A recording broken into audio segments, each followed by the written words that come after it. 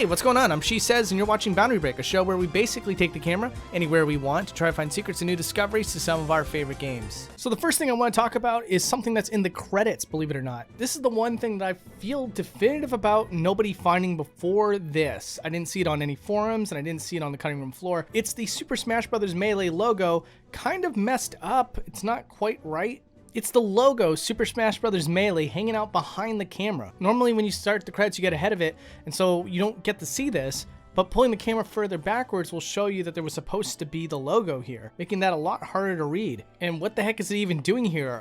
I mean, if I had to speculate, I would say that the camera probably originally was supposed to hang in front of this to start with, seeing as it's in a 4:3 aspect ratio, and then it's possible that it was going to fade out so that you can continue the shooting sequence. But whatever the case may be, it's clear that it was supposed to be used at one point and was later left out. Now, I want to keep things kind of organized here. I have a whole bunch of trivia about the trophies as well as the stages, but I want to keep them all lumped into categories. So before we move on to those, I want to mention some other things that are in the menus and whatever. And one of the things that surprisingly has a lot of stuff to talk about is the level select screen. Now, you might notice that when you highlight a stage in Super Smash Bros. Melee, there's a red border around it, but when you start the stage select screen, there is no red border at all. Turns out it's over to the right near actually where the level preview model goes. Yeah, one of the things that a lot of you might not have even noticed is that there's a little model that displays itself as you highlight a stage. A really nice touch, one that definitely flew over my head back in the day. But there's two little interesting things about this preview. One is that before you select anything, there's just a flat platform that is stored off to the right. And when you highlight random, nothing pops up at all, but something does happen in the same exact spot. A giant spire just kind of comes out of the bottom instead. And also, if you take the camera behind the stage select screen before you highlight a stage, the level's name is stored back here as well. Before you ever pick a stage, there is a stage name that's waiting to start its loop, and that name will always be the Mushroom Kingdom. So yeah, continuing on menu stuff, you might remember in classic mode there's a little background behind the characters. Well, surprisingly, if you take the camera over there, you can see that it's not just random shapes. It's in fact the world map with continents clearly silhouetted over a gray earth. And while checking this out, I noticed a couple of things that are pretty interesting. All characters have a unique pose that is in full 3D for each of these scenes. And while I don't intend to show you all of them, one in particular really caught my attention. Mr. Game & Watch here does have a full 3D model. I think a lot of people know this already, but it's hard to see this due to the game's programming. However, in this one scene, if you move the camera around, you can see the full 3D depth of Mr. Game & Watch. And you can even see a full 3D outline of his mouth here. Also, the victory screen for multiplayer matches has a ton of stuff out of bounds. All the 3D animations of the characters clapping are stored out of bounds as well, and then projected onto the portrait. So panning the camera out can show you all the characters lined up vertically, allowing a full view of all these characters and their poses, and you can see that the sword wielders don't have their swords animated correctly as it's supposed to be tied to their hands. But let's not spend too much time here and show you even more stuff you're not supposed to see. The winner of the match is supposed to have a frozen image of whatever their pose was, and surprisingly, those portraits are available for all characters. They're just stored well outside the boundaries. Also, each character gets a wreath, but the only characters to get a wreath shown to the player are the winners. And so when they're not in use, they're stored outside the boundaries here. And here's another thing that's kind of interesting. Now, with the background elements for a lot of the menus, there are little Easter eggs that you can read. It's mostly just different variations of the word Smash Bros, meant for the players to find by moving the C-stick around. But one area in which you cannot use the C-stick, but also the fact that this game was supposed to be in standard definition for its time, making it really difficult to read this, is that the word Smash Bros is also shown in the title screen. The green line effect, if you look at it very, very closely, does read out Smash Brothers. And then there's the trophy lottery. Now, it is pretty cool that this thing is 3D modeled, considering the fact that you can't really manipulate the camera that much. But what's even more interesting is that the platform underneath seems to be a series of designs, and they very, very slowly change. And if you take the camera to an eagle's eye view, you can see that design in full. And then there's going to be unique areas which I want to talk about, like for example, the bonus stage where you collect the trophies. It's the only time in the game that you see this specific map, and by disabling the fog and zooming the camera out, you can see a starry night sky in the background. In fact, if you keep panning the camera out, you can see that there are starry night tiles above the skybox, which is very unusual and doesn't normally happen in the game. And then there's the resting area for All-Star mode. Normally the camera is incredibly restrictive during this portion of the game, which has sparked a lot of curiosity amongst players. Taking the camera unrestricted though can show you that this place is pretty vast, if I'm honest with you. And with just a little more extra effort to the modeling, you could have made this a completely rotational camera. Or at least with what's here already, you should be able to show just as much as you normally see in any other stage. But yeah, here we can finally take a good close look at some of the background elements like this little park bench and fountain, and also show you where the trails eventually end. And now let's talk about the home run contest. How does that work exactly? Well, it's very clear why they make sure that you can't turn the camera in all directions, because there is a lot of dark void in the areas that you can't see. And panning the camera out can show you just how much environment there is, which is a lot. And when you hit the sandbag, you can see how the environment just starts to load in chunks. All of this done very, very well to trick the player into thinking that this is one massive environment. And with that, let's bookend this segment with a zoom out with the Race to the Finish minigame.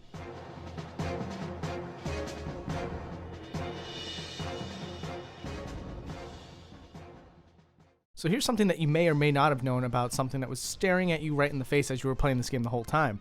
There are low poly models for whenever the character goes off screen. Now it's low poly because it's supposed to have a character that is still fully modeled and has all the detail to it, while also having a cast of the character represented as the off-screen version. And so to save on resources and still have two of the same character model, you end up having this low poly version. Now here's just one problem. You cannot find this low poly model anywhere on the map. However, it is being projected, and therefore it's hard to get a good look at this thing. Thankfully, someone made a cheat code where you can just look at all the character models in the game. They swap them out for the main models. So now we're going to do a whole showcase of different things that we've seen here. Probably talking over a couple that I found a little less interesting, just so that you had a chance to see it.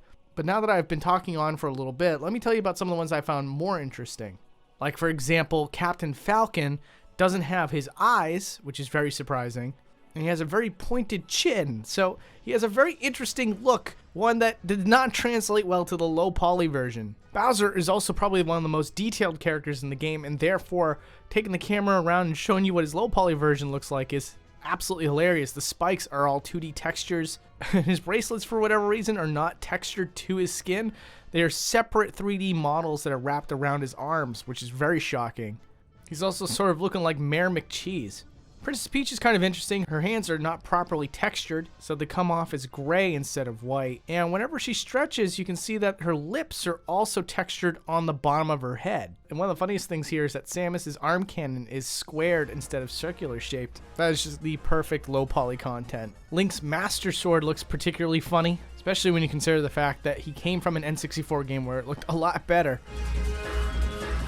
Meanwhile, Pikachu lacks a mouth, and Mewtwo has a socket for the tube on the back of his neck. You can see the tube on his back there. Mr. Game & Watch is even low poly, which is kind of hard to notice, but you can see that his hands are completely square. I also made the effort to show you what it looks like in story mode so that you can see the 3D depth of how that model works. Alright, let's start talking about character models and then move on to trophies. So to start with, let's talk about Ness. I really like Ness because his model is really weird in this game. Unlike any of the other characters, Ness has a ton of torso that's hidden underneath his shirt. By putting the character into a model viewer and removing the shirt, you can see that his waist goes almost up to his chin. There's only a small gap in between, and this is so that his animations have a ton of wiggle room to move around and stuff. And then with Ganondorf, I was really surprised by this. You could see this for yourself for sure, but this is just something that stood out among the other characters. Taking the camera inside of Ganondorf's head will show you the texture for his teeth, and he's the only humanoid character that I can think of that has a texture of fangs included with his texture set for his teeth. And now onto the trophies. We have the Wobbuffet here, and taking the camera inside will show you an anomaly that doesn't really happen with very many of the trophies. The model for these eyes have pupils on both sides. And then the tomato from Kirby has more details inside of it. As you can see on the outside, there's just a standard amount of leaves, making 8 in total, but then taking the camera inside will show you 2 extra layers of leaves that go completely unseen. Now you gotta remember, this is not Brawl, this is Melee, and so for the trophy of Squirtle, taking the camera inside of his head will show you an unseen texture of a hole where his head could poke out of his shell. Naturally, this is an unnecessary detail, considering the fact that he's only a static trophy. And then for Lugia, there's actually way more shape to its eyeballs than you would imagine. What could easily be passed off as just a flat texture can show you that there's a near half sphere inside the head. And then for the Master Sword, if you take the camera inside the base, not only will you see that the Master Sword is fully modeled, but to pull off the Triforce indentation in the stone, you can see that a modeler just kind of put a upside down triangle and shoved it in there and overextending the depth of that geometry. Of course, I have to mention this, but most of you already know at this point. Taking the camera inside the back of Daisy's head can show you a third eye. This was actually removed from later revisions of the game, so if you have a 1.2 version or later of Super Smash Bros. Melee, the eye will be removed. Now this one's pretty crazy. I also believe this one is undocumented, but the cockpit of the Arwing that's fighting Andross is completely opaque on the glass, which is very surprising because when you take the camera past the glass, you can see a fully textured cockpit. I suppose it's possible that Fox's head was supposed to be in here, but maybe it caused some slowdown, and so in order to address that, they might have removed Fox from the cockpit and then made the glass completely opaque to hide the fact that there's no pilot inside there anymore. And then for Olimar, there's something really odd about him. His nose is modeled very strangely. You would think that the nose would be completely flushed to the head itself, but instead when you take the camera inside, you can see a missing texture on the complete end of the nose on the inside, and that inside has also got a weird shape to it that's completely unseen by the player, leaving a bit of a potato look to it. And then for the GameCube, this is really interesting. Taking the camera inside the GameCube can show you that the modeler had some sort of intention to show you the inside of the disc tray, as the outline for it is identical to a real GameCube, just that the black part that would actually hold the disc is completely missing. Here's an example of the inside of a disc tray on the GameCube, as well as a picture of a real-life GameCube with that part missing. And then there's the Luigi's Mansion Luigi. Now, any other character model that has a helmet or a hat or something like that,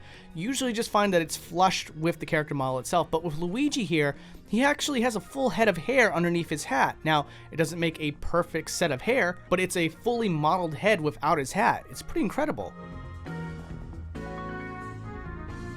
Now here's something a little bit crazy. This is the trophy for the Pokemon Stadium stage. Now if you look very closely, there are beta elements here that are not present in the current version of Pokemon Stadium. Particularly the rim of the stage has this weird flower-like pattern, which was swapped out for a more professional looking design. But even more surprising than that is that if you take the camera inside the stage, you can see an indigo colored drainage system that goes completely unseen by the player. This is going to be an awesome transition to talk about stages in general, because now let's take a look at the real Pokemon Stadium stage, and you'll find that that drainage system is also there, but is never seen by the player, even when the stage is transitioning to other versions of the stage. It just goes completely unseen. But you'll see that the final color is more of a whitish color, and that there's more detail to the center drain than there was to the trophy version. And also, if you look all the way in the back here, you can see a tower that looks a lot like the Tokyo Tower. And so let's talk about another stage, Icicle Mountain. Now, I think a lot of people are very curious about this one because it keeps going up and down. What does that look like from far away? Well, the truth is that the stage isn't technically moving. It does get loaded into chunks, but it's the background elements that seem to pan up or down. And speaking of those background elements, the quote-unquote mountain are just two giant slabs of rock, and they're fully modeled as well. So as the characters climb all the way up the mountain, you'll notice that eventually you reach a top.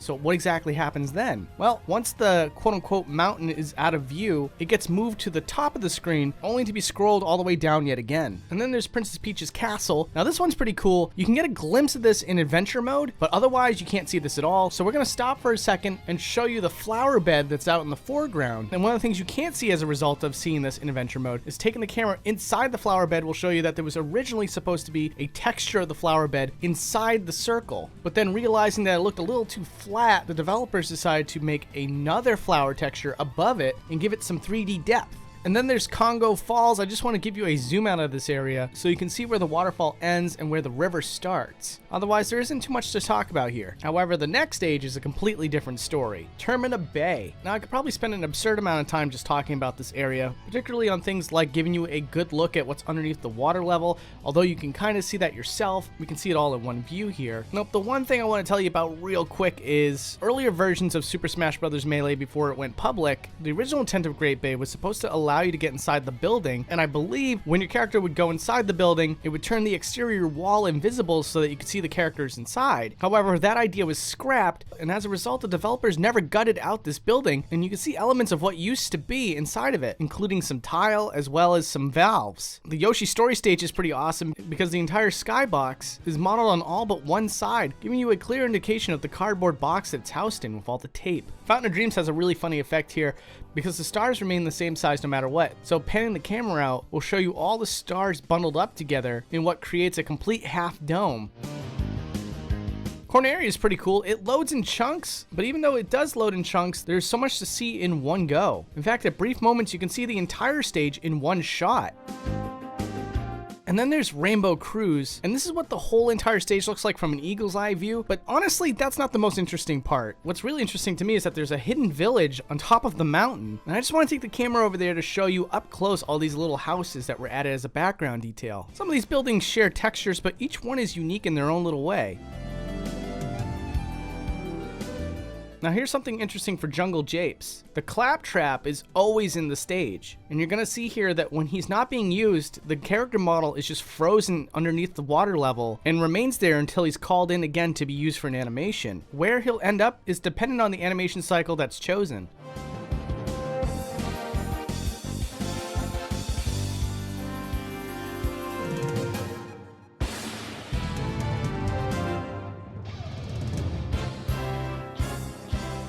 Also, here's the inside of Cranky's shack, just so that you can get an idea that the depth in here is really, really shallow. And that the porta potty actually has a hole on the bottom, in case you missed this, for people that use said porta potty. It's kind of a genius design, honestly. And also, the birds that are used as a silhouette in the background are surprisingly 3D models. It's a little hard to make out the detail though, because there's a void in the background. Now the temple here is pretty cool. There isn't much to find, but taking a close look at some of the details of this stage is particularly fun. I remember back in the day I wanted to see what was inside those gates. Taking the camera inside those can show you that there isn't much to see. And I know for some people that might be considered as a disappointment, but for me, I like to just know if there is anything there or not, even if there isn't sometimes. Also, here's a zoom out of the Yoshi's Island stage. One particular thing that's interesting to note here is that taking the camera over to the hill can show you that there's a grass texture that's used at the end of it.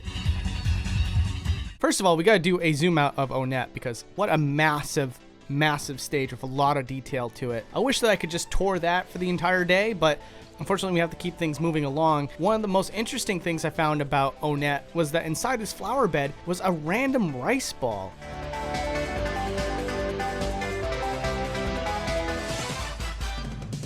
And here, what I'm about to show you now is by far the most massive stage in the entire game. Venom is just one of those innocuous stages where you don't even really take the time to think about how big it could possibly be while you're playing it, because the Great Fox is just a stagnant stage. However, when you take the camera all the way out, the level is so massive that the bounding box can't even contain the entire stage in one shot. I have to move the camera around to give you an idea of the scale of this thing. And at this point in time, no one's ever extracted this stage into a model viewer. But if it were, it would probably look more like a half ring. And I bet some of you are thinking, oh, what about Great Blue though? That stage has gotta be massive as well. No, unfortunately, this one's one of the most underwhelming, with all the chunks being loaded in individually. But let's take a look at those green domes off in the background. There are some that are just 2D textures, but the ones that are closer to the foreground have a cityscape inside of it. And taking the camera inside of that dome can show you the true color of that cityscape. And don't get me wrong, not every stage related to F-Zero is loaded in chunks. Mute City, for example, is all one giant track, and the F-Zero racers that are used as stage hazards are actually racing at all times. They are never called out, and so at any given time you can see them somewhere on the track, which leads into another great segue for adventure mode. The Race to the Finish minigame for Big Blue also has its own full complete track, and the racers here also never get called out. So when we pan the whole camera out, you can see the racers going through an entire lap. And then here's a zoom out of the first adventure stage, the Mushroom Kingdom. We can finally move the camera around to see what's past the flagpole. And you can also see that massive wall that blocks the player actually has a rendering on top of it as well. And then if we do a zoom out from the Metroid segment, you can see that a rendering of the foreground is placed in front of a background drop, and that it doesn't even extend long enough to have a full encasing, meaning that the background element was made separately from the foreground. And now for break to targets, there's a couple of things that are kind of funny and interesting. But mostly what I have to share with you here is just that some of the stages have platforms that seem to go on a conveyor belt. But in truth, it shows their hand when you zoom the camera out that those platforms are just being repurposed. They are shot up and over and down at a very fast rate so that it can catch up and just be an all new platform for the player on their perspective. But in truth, everything is recycled here. Anyways, I just want to cap everything off by showing you the trophy rooms of the game. It has all these interesting systems and stuff in the background, and I wanted to show you what some of those cartridges look like up close. I also wanted to do a zoom out so you could see just how big the room actually is. In fact, the room that looks incredibly similar when you actually obtain a trophy after doing an all-star mode or whatever is a completely different modeled room, one that's a little less graphically intensive. Alright, now with Melee out of the way, let's move on to a fantastic entry in the series, Super Smash Bros. Brawl.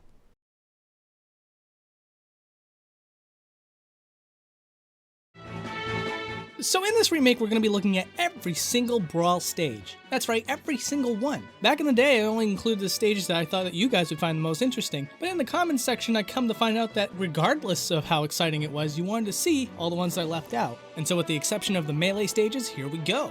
First stage we're looking at is the Bridge of Eldin. And what we got back here is the Hyrule Castle, and its structure seems to drop way below the player's view into what is super long cones. Now what's fascinating to point out here is that this is actually used in Twilight Princess as well. Now you might actually notice that there's a huge stretch of grassland that's outside the player's view, but also a lot of just plain missing areas. This is because Super Smash Bros. Brawl doesn't use culling. No, instead the camera's very controlled in all these stages in Super Smash Bros. Brawl, and the developers decided to guesstimate how much the players would actually see.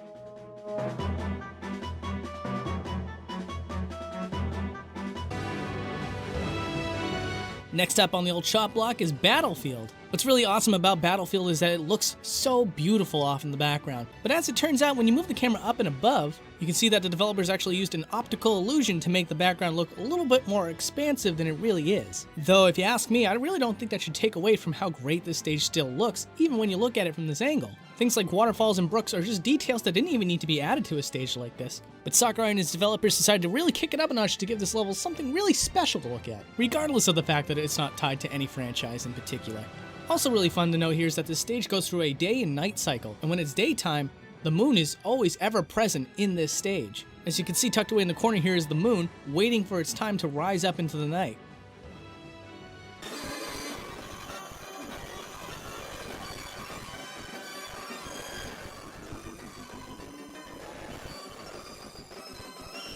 And we got ourselves a great look at the opening sequence of the game. Well, technically, this is not the opening sequence of the game, it's just a mock-up of it. This is actually the end of the game, and the reason why we're going to be using this clip is because it actually lasts longer than it does in the intro. But as you saw just a second ago, the first part shows a whole bunch of 2D characters standing on a complete square, and then it cuts to all the characters' backs on a cliff facing the sun. And it turns out that the cliff is actually 3D modeled.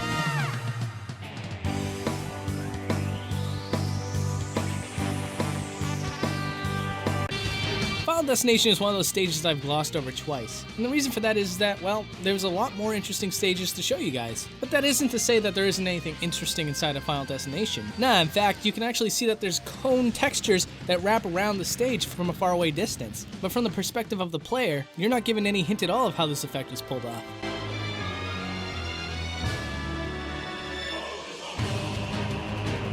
Now, a fun fact in Super Smash Bros. Brawl is that every single thing you see in the game exists in a 3D plane, including these very 2D menus. Now, granted, it doesn't have as many secrets to hide as Super Smash Bros. Melee, but the textures used to pull off the menus are grossly over-exaggerated outside the boundaries. Whereas you, the player, only get to see pretty much the tip of the iceberg. Outside of that are just these two enormous triangles, which I can only speculate was done because it makes the geometry easier when placing them on the screen.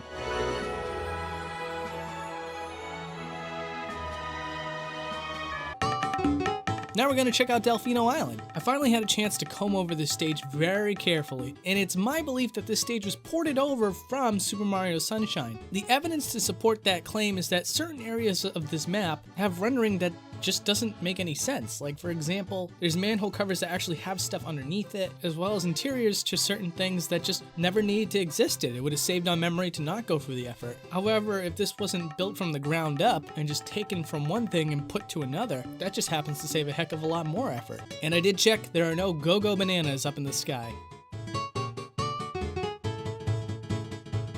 Hey, remember when I said that everything exists in a 3D plane in Super Smash Bros. Brawl? Well, I meant everything, including the cutscenes of this game. If you were to manipulate the camera during any cutscene during Super Smash Bros. Brawl, you'd see that even that exists in a 3D space. And how cutscenes work exactly is that what you're looking at is a series of images or textures that the game strings together, much like a roll of film, and then plays an audio file over the images. I was able to figure this out because if I decided to extract all the textures from the game, my image folder would start building up with each frame of animation. It's interesting, but also not good for my hard drive. So, there's a lot to look at in Angel Land. I'm dead serious, there's a lot to look at in Angel Land. With a total of 10 islands, and that's still just a guess on my part, because I'm still never gonna count it. Let's start with left and go to right. And let's look at every single one. So I gotta ask you, are you catching a whiff of the awful stench known as deja vu? Yeah, you might be, because this is actually a repurposed clip from my Super Smash Bros. Leftovers episode. So some of this might be old news to you unless you're new to my channel. But the reason why we're reintroducing it today is because I actually thought that the clip used in that episode was really good. It's just that the commentary is a little out of date and can't really use it anymore because it's completely different audio quality. But at the end of the day, I want this to be the one place to go to see all the things you want to know about Super Smash Bros. Brawl, so here it is one more time for your viewing pleasure. As you can see, there are a ton of 2D textured islands, as well as very detailed 3D ones as well. And I said it then and I'll say it again. This level sparked my imagination to no end back when there were no Kid Icarus games since the Game Boy era, and I couldn't help but wonder what a modern day Kid Icarus game would be like. There was just so many structures off in the distance that looked like you could go into and explore. Now in truth, there's nothing inside these buildings, unfortunately, but it still begged the question what would be inside these buildings if we were allowed to in a full-fledged Kid Icarus game. Now, while you can't see what's inside the buildings, what's outside the buildings are wicked impressive. For example, these guard statues that have almost like a lizard-like face, as well as Pale Tuna, goddess of Angel Land. As you can see, to save on resources, there's nothing going on in the back for the goddess. And yes, I know it's Pale Tuna. But that's quite alright if you wanted to see what she looked like from behind. You could always collect her trophy or play as her in Super Smash Bros. For Wii U or 3DS. The results screen. Oh my goodness. You think there wouldn't be much to it, but yeah, it's quite impressive. As you can see, as you zoom it out, there's an enormous skybox. It's actually kind of flattened down, like a deflated balloon almost. And unlike the Melee or the original 64 results screen, the size and distance of this thing is quite expansive.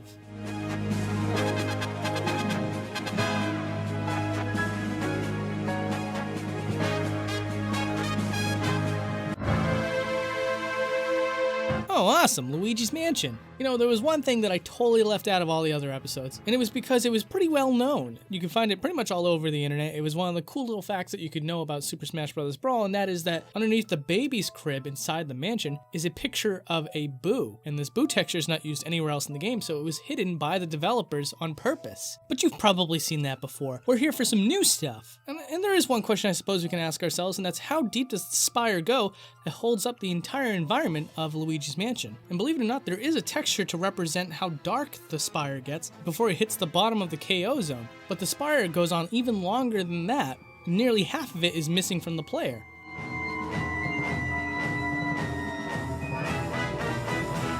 So now we're going to look at our first boss of the episode, PD Piranha. And although you can see this for yourself by looking at the trophy, one detail that always escaped me, and I'm just excited to show you guys, is that there's markings along the cages. And those markings are all of the plants that are in World 7 of Super Mario Bros. 3. But it doesn't end there. As you can see, there's actually a fully modeled face, one on each cage as well. Now this is a detail that's a bit unusual because in most games, if there's a small detail to something, it's going to be a texture, if anything. So for it to be a polygonal model is something special.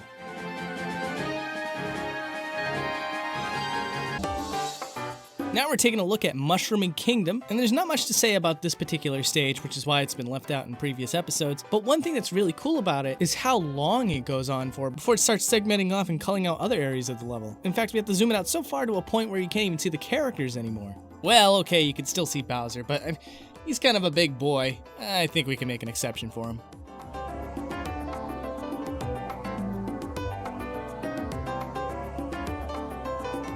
So like I said, the craziest stuff in the background menus are from Super Smash Bros. Melee. Super Smash Bros. Brawl, not so much. But behind this character select screen are some pretty strange objects. Granted, they're not in any reference to anything, but it's unique enough to get a little closer look.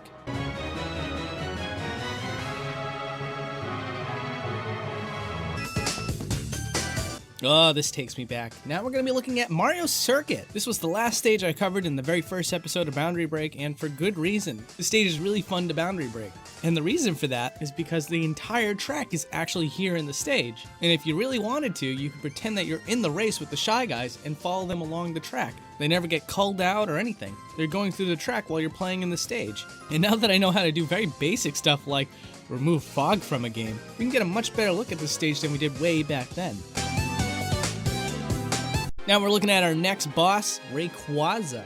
Now what's funny is that Rayquaza was used in my Super Smash Bros. Leftovers thumbnail, and one of the biggest complaints that I got from that episode was that that thumbnail never showed up in the actual video. Well, we're going to change that right now. So as we turn the camera around, we can actually see that the skybox is on the opposite side of the screen, which doesn't usually happen in Smash Bros. Games. Typically, it's just the void so that the camera doesn't get obstructed by anything at all. But here, the skybox is actually wrapped all the way around. And you can also see Rayquaza queued up, ready for his next attack. And when that happens, the character model is completely frozen because it's not seen by the player whatsoever. This also explains why when you pause the game, you can't really manipulate the camera very much, because you may be able to catch the bosses off screen. Rumble Falls is pretty interesting because it's essentially the new Ice Climber stage, where it constantly climbs up until you reach back down at the bottom. And so you gotta ask yourself, how does this work exactly? And the way that it works is that it's loaded in chunks. As you get further and further up on the map, large portions of the stage are removed and replaced of upcoming parts of the stage. Now there's other interesting things about this stage as well. For example, outside of the normal player's view, you can see etchings of Donkey Kong in the ruins.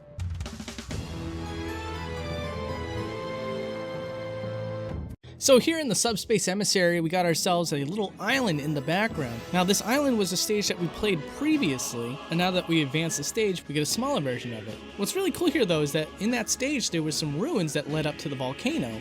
And although it's pretty much impossible to see it on the original Wii console, there's a small low poly model of those ruins in this background version of the island.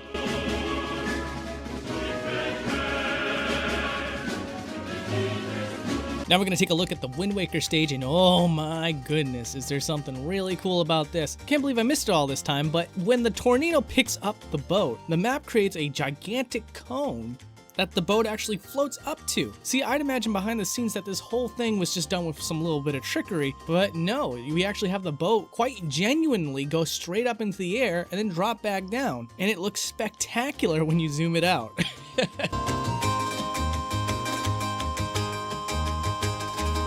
Alright, now we're going to take a look at Pokey, which oddly enough, the name was changed back to its original Japanese name, which was Porky, in the Mother 3 translation, which I never really agreed with, and then later disagreed with a second time by Nintendo themselves when they named him Porky in Super Smash Bros. Brawl. Okay, so we're taking a look at Porky, because one little interesting nugget about him is that, of course, he's completely encased in glass, but what makes this interesting is that the glass actually acts as a filter that doesn't allow you to see the insane amount of detail that's on Porky's face. If you zoom the camera in, you can see that his face is all purple and veiny, and that veiny texture is very, very meticulous. Yeah, it's pretty gross. Also, something that was hard to notice by just playing the game itself was that in the fight with Porky, you can actually see his head bobbing around. He's not completely inanimate when he's inside the machine.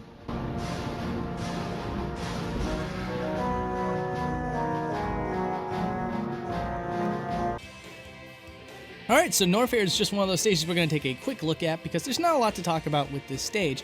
However, you may have noticed that if you're playing the stage, you can see all sorts of small details nestled in the background. Well, what we're going to do here is we're going to just take a quick look at some of those details a little closer up.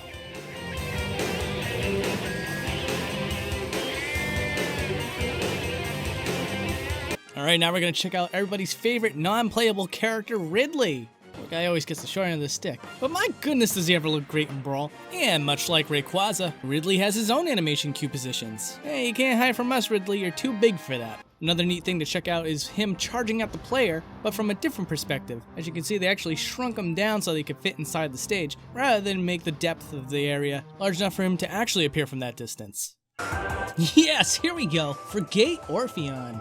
Don't know why I skipped on this one. Pretty freaking cool. Ever wanted to see how they managed that effect where you flip the entire stage? Well, it's not as surprising as you'd think. They just quite literally flip the entire stage. The entire stage. To many of you, that should seem incredibly obvious, but at least you can see it in full now.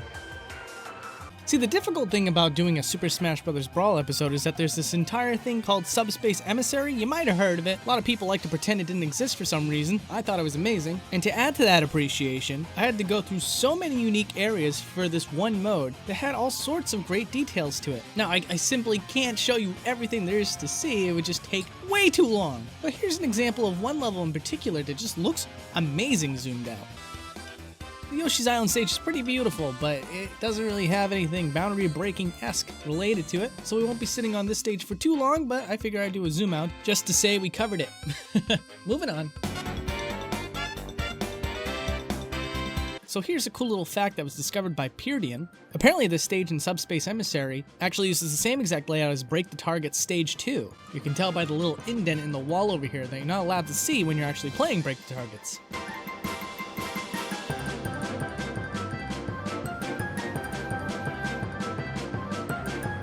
So here's by far my favorite thing that I realized out of this episode. The hatches are open! Which is that the entire stage actually does open up its hatches and Meta Knight's ship takes off during this stage. It didn't feel like it was really getting its point across when you were actually playing the stage, but as it turns out, it's really happening. The waiting room for All-Star mode, including the Boss Rush mode, has a very, very restricted camera. And after exploring it for a bit, I'm asking myself, why exactly? There really isn't a point for this, because they clearly modeled the entire area to be able to manipulate the camera and see things offside the screen, such as other areas of sunlight bleeding through the ceiling and flowers in water. It's just so strange. But what's really cool too is that if you zoom this completely out, there's a square cube that houses this area, which is something you don't typically see in all the maps for Super Smash Bros. Brawl. And, whoa, I bumped up the brightness and contrast just so you guys could see the cube better, but now that I did that, I can actually see that there's various colors and blending of those colors attached to the cube itself. Well, add that as a bonus thing. The Lilac Cruise. This is a stage that once again I did in my very first episode, and I had no idea how to show off the scope of this stage to you guys. Even now, I'm still kind of left with choices. Do I zoom it all the way out so that you can see everything in one shot? Do I take the time to zoom in on this incredibly elaborate battle scene or asteroid field? How much time do I really want to spend here telling you guys about this one stage? So in the original episode, I did a little bit more of an up-close perspective from different angles, and you can definitely go check out that episode to go see it there. But this time around, I'm going to be zooming it out so that you can see just how much is really going on in one shot. And no matter which way you look at it, it's still going to be impressive no matter what. It's really a shame how much work went into this stage when the final result is people are trying to ignore what's going on just so that they can focus on the battle.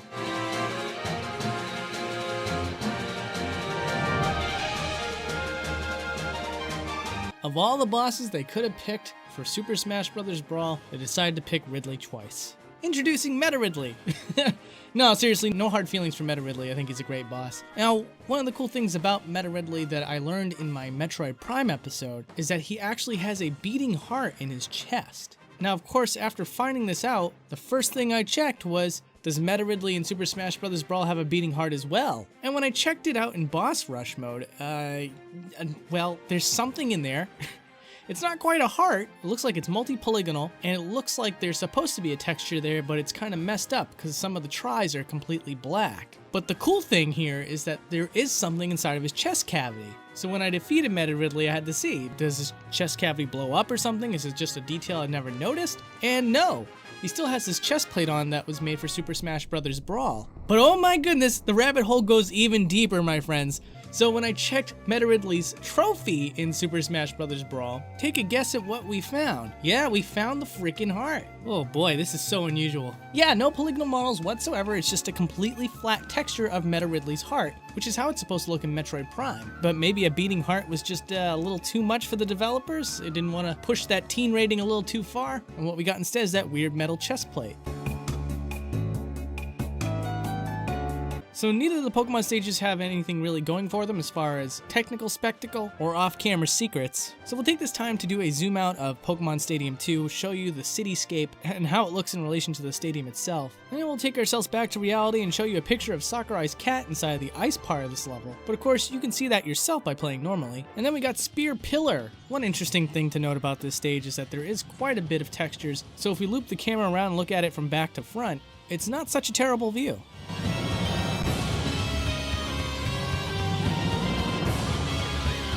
And you know what? While we're still here, I noticed something unusual about Olimar. It turns out that his backpack is not immediately attached to his back. In fact, if you take the camera through his backpack, you can find backpack straps attached to his back, which is a feature that's not even attached to the front of him.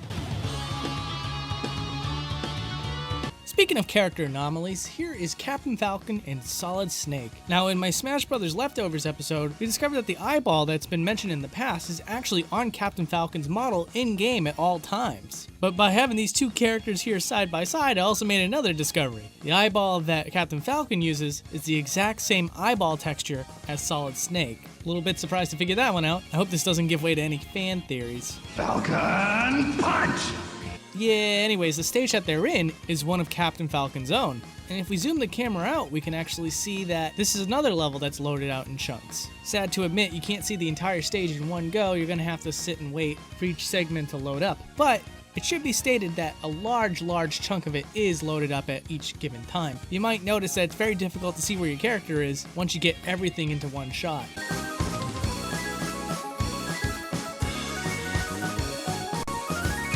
Here's one of the pivotal set pieces for Subspace Emissary. It's one of the later parts of the game, and you can see here that there's all sorts of bombs being set up. And if you move the camera around, you can actually see that they're not fully modeled bombs. The reason why they didn't say to heck fit and do it anyways is because there's so much going on the screen, whether it be with the amount of enemies, the amount of bombs, the amount of robs. There's just a lot going on. So to save on memory, some of the inanimate objects are half modeled.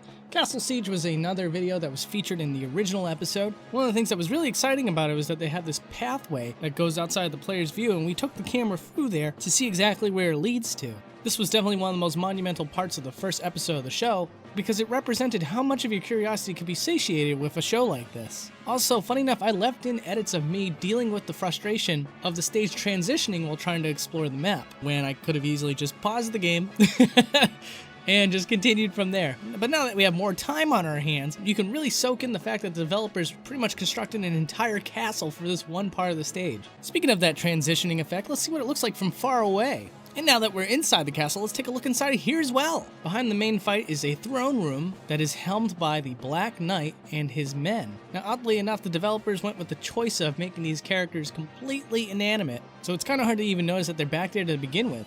But you really can't hate on a nod to the Black Knight. I mean, it's better than an empty throne room, I suppose. Let's see one more transition to the third and final form of Castle Siege's stage. Now, there's not much to say about this final version except for the fact that the stage is actually held up by a pillar. Now, you can never really see the pillar very well, and certainly not to the length that it goes to hold up the stage. It's very surprising to see that it actually goes all the way down to the surface to really add to that believability when you can't see it.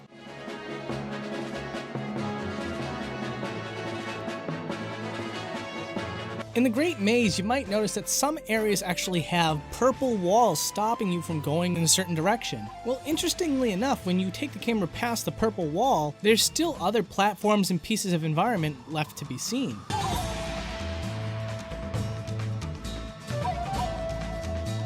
This was a humongous oversight on my part. I cannot believe how amazing this stage is, and I never showed it to anybody. In the WarioWare stage, it seems pretty basic, right? You start off on a main platform, and then you do a little mini game, and then you're back to the main platform. But what happens behind the scenes to make that happen is pretty impressive. So what happens is it starts off as a very normal stage with some very basic geometry, and behind it is absolutely nothing at all, and then when the minigames start, it slides into play, and then after that minigame is done, it stays there until the next one is ready. And every single time there is a minigame to be played, the main platform kind of slumps down and moves backwards, so that the characters don't have to move at all. It's the stage that's moving for it.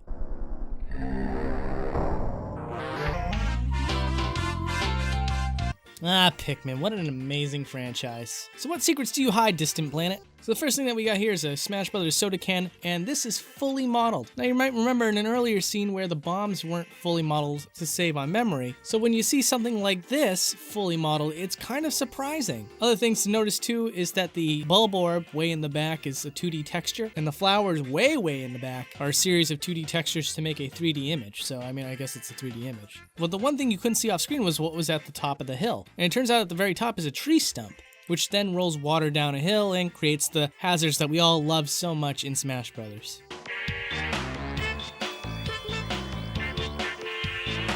quick look at the Animal Crossing stage, there isn't too much to see here except for the fact that it's an entire town, as well as a heck of a lot of ocean. It's actually about the same amount of ocean as there would be in a Animal Crossing map, so it makes you wonder perhaps they actually copy and pasted a town layout from Animal Crossing to make this stage. It certainly could be a possibility.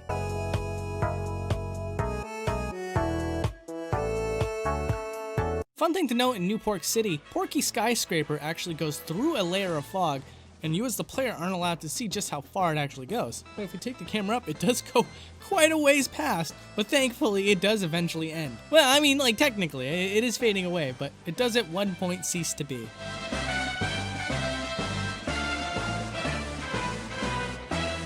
So this is a stage that has absolutely nothing going for it.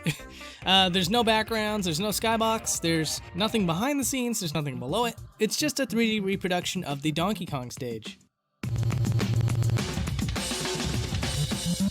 And you might have guessed it, it's the same case for the Mario Brothers stage.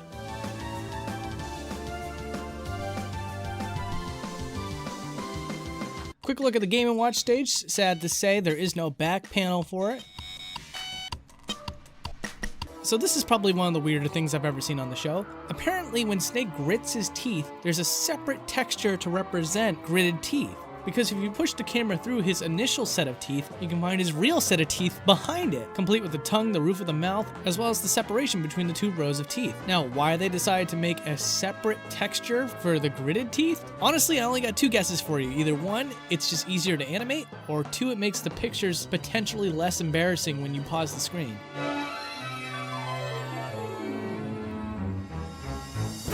Oh, the PictoChat stage. You guys remember PictoChat? I feel like that was a big deal back when the DS was out, and like nobody talks about it anymore because, well, they never did anything else with that. But still, I absolutely love this stage, and if you zoom the camera out, you can see that the lines that were in that PictoChat window go quite a ways past the camera's view. Not much to say about the Hand and Bow stage because it's a completely 2D stage and it also turns your characters 2D. So as you can imagine, outside the boundaries, it's just flat textures. Here we go, something juicy. Shadow Moses Island. What a beautiful stage this is. And there's a lot to talk about here. First of all, you can actually see the helicopter pad way off in the foreground that you're not allowed to see as the player, as well as other areas that are way off screen. But of course, talking about this stage would not be complete without at least mentioning one of the mechs that blows itself out of Shadow Moses' base. And I found the most interesting to be the geckos. So the way this works is that if they're not ready to be seen, there's nothing inside of Shadow Moses' base. But the second that they are, that's when they appear. And they stay there for the rest of the match. Also, I found out that this background element only appears if the match is on a timer. So we're getting pretty close to fighting Taboo. We're in the Great Maze, and you can see that there's a rip in the space-time continuum, or something like that. And it looks pretty cool. So let's take the camera through there and just see what exactly is going on. And you can see that there's actually a separate layer for space, and that the space is actually just a square texture. Now, Sonic's stage is crazy because there's so much detail outside of the boundaries that you're just not allowed to see. It's so strange to me because when I first zoomed the camera away, I had to do a double take. I was like, oh, wait a second, how much of this am I actually able to see when I pause the game? And sure enough, practically none of this is visible. Whatever is a lighter green than what the actual stage is, you essentially can't see. And much to my surprise, the waterfall all the way in the back does bend at least a little bit. Also, if you've kept up with the Smash Dojo back when this game was coming out, Sakurai made a point to show you some of the characters up close and personal that run around in the backdrop. He was really proud of the fact that he made these characters from the ground up, but also lamented over the fact that you couldn't see them. Well, thankfully Sakurai, now we can. And we'll bookend this stage with a zoom out to just give you an idea of just how much of this environment there actually is in one shot.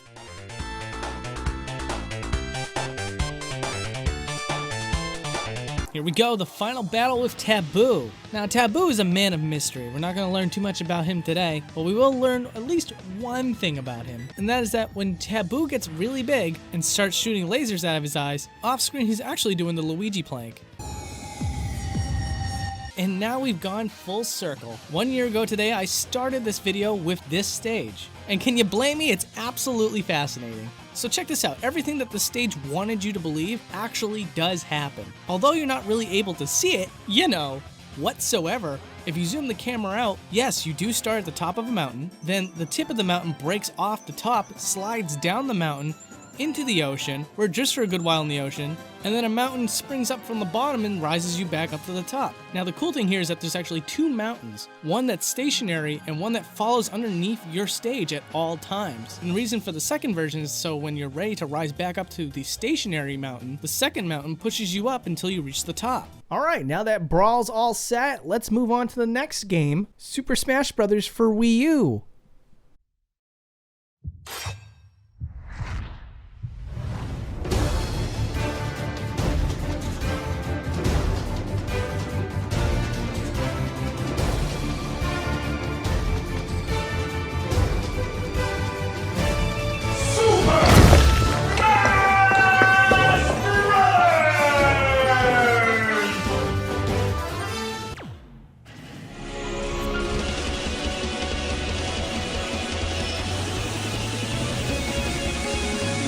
Alright, let's talk about Mega Man, specifically Mega Man's Final Smash. Thanks to tool creator Schools at One, we can actually move the camera around during Final Smashes, and by far the most interesting is Mega Man's. Now while the gang's all here, for some reason they decided not to animate them very much during this whole scene. But you can see that at any given point they are full 3D models, and from different angles you can actually see when they come into frame. But what's even funnier is that when they all line up together, there is one Mega Man who seems to be way off his mark, and if you can take a guess at who it is, it doesn't come as a surprise to me, it's Mega Man.exe.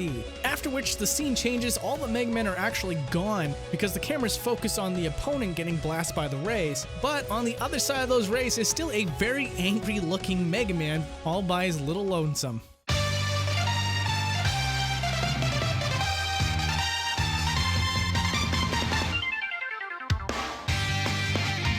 Pass it off to another popular franchise, I want to take a look at Dr. Wily's castle itself. Very happy to report there's a lot of 3D rendering for a model in the background that is, for the most part, shown at no other angle than what's directly in front of you. But since we can take the camera anywhere we want, we can actually see that there's lots of great angles that we can check out the skull with, even if chunks of Dr. Wily's castle is missing because it would never be seen by the player. And as for the Yellow Devil, well, one thing that it does is that it goes all the way up into the sky in the background, and then it drops down from the sky in the foreground. And of course I wanted to see if the chunks actually did a flight path that was legitimate to the spot, but of course that's not the case. As you can see here, after a certain point off camera, it just starts to disappear when it goes up in the sky, and alternatively in the foreground, it just starts to randomly appear at a certain portion of the sky that's also off camera.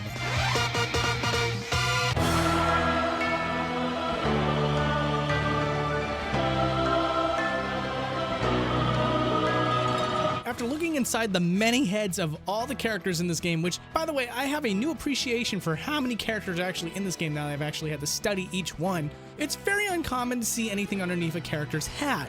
However, for the vanilla Link, not Toon Link, there's actually a full set of hair underneath his cap. Now, if you want to speculate why there would be a full set of hair underneath his cap, I could probably tell you. There's totally a palette swap in this game that Link can use that's supposed to not have a cap, and it's his outfit from Skyward Sword. But my guess is that the developers changed their mind on this subject and left the cap on so that the hitbox could be completely the same. And this won't be the last time you'll see some touch-ups and weird errors that were made and hidden. Another fun thing to look at is Sheik's head. See, normally there's a huge wraparound of cloth that covers up Sheik's face entirely. But of course, you can always see a little bit of bandage over the nose, and sometimes the nose would peek through and you could see the entire nose filled with bandages. But one thing that was very difficult to see was the entire face, and how that is also completely wrapped up in bandages. All the way down to the chin, in fact, except there's no neck. Let's talk about this stage real quick. One thing that I noticed is that this entire town is completely detailed. Not really any low poly shenanigans going on here. It almost seems like it was ripped from the actual game, because there's little details that the developers could have just not wasted their time with, like flowers on the ground and textures and narrow passageways that the player pretty much will never be able to see. But you may notice that there's one thing missing from this entire area, and that's people, living objects. And I suppose that makes sense, but there are some things that are flying around, and you probably know what that is. It's the loft wings.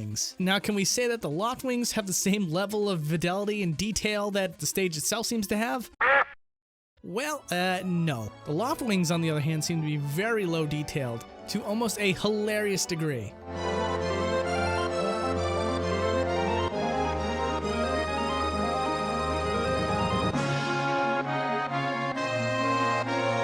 Can we just take a moment to think about how crazy it is that Cloud is in Smash Brothers? No, we're past that now? Okay. Well, as far as what's inside of Cloud's model, there isn't too much going on. But I guess this is a good time as any to show you something that I've been kind of holding back from this point. In Super Smash Bros. Wii U, the eyeballs in each character can be really different from one another. Normally in video games, there's kind of a theme as far as what kind of eyes they use for their games, but in Super Smash Bros., you can get things like half eyeballs or textures over eye sockets. It's so strange, and in Cloud's case, he gets a half eyeball.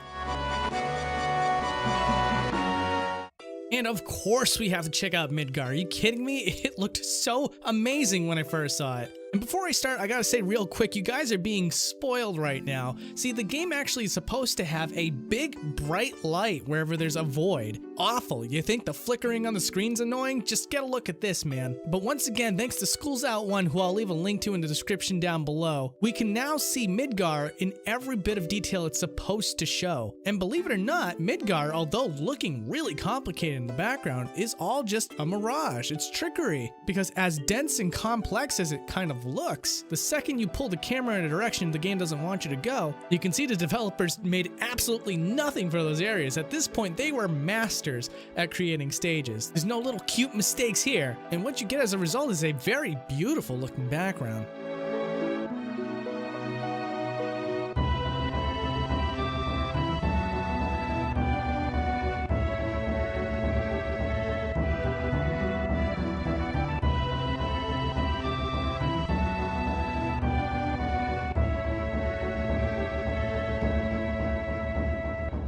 And if you think that's interesting, wait till you get a load of all the summons. Pretty much all the summons have a little bit of diorama mode going on, where they are by no means fully 3D models, but they do bend the textures around to give it some 3D depth. And while I continue to ramble on here, here's a little bit of a showcase of what I was able to grab.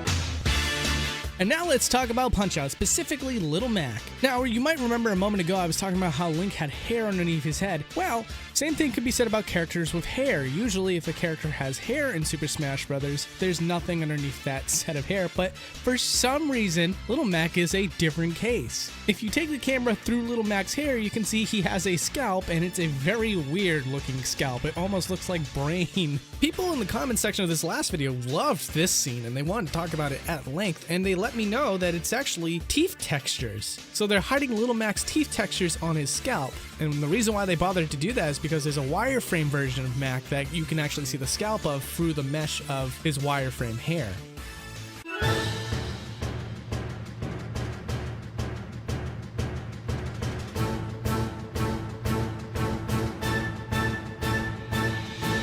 Now we're going to talk about the boxing ring, which pretty much cemented Little Mac as a character. This stage was one of the very few hints that ever alluded to a character prior to his announcement. And now that we can move the camera, we can pretty much see all these audience members in their various stages. Some that are low resolution textures that still move around, right down to full 3D models of audience members that are just barely hanging on to life over here, it looks like.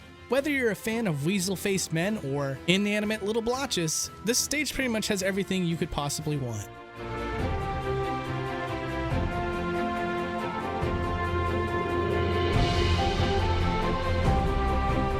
Now, I've already done an in-depth look at the Onett stage from my Melee episodes, so if you want to see an even deeper look at this stage, I recommend taking a look at one of my really old videos. Feel free to hit mute if you don't like my old commentary. But we're taking a look at Onett again because with Smash 4 there are Omega stages. And Onett is one of those stages that makes somewhat of a drastic change. Some of the things you'll notice that are different this time around is the fact that the drugstore is now enormous, but a lot more subtle differences, like for example the baseball field in the foreground that you really couldn't see anyway is gone, as well as an outdoor building like that's normally in the drugstore building being hidden underneath the ground.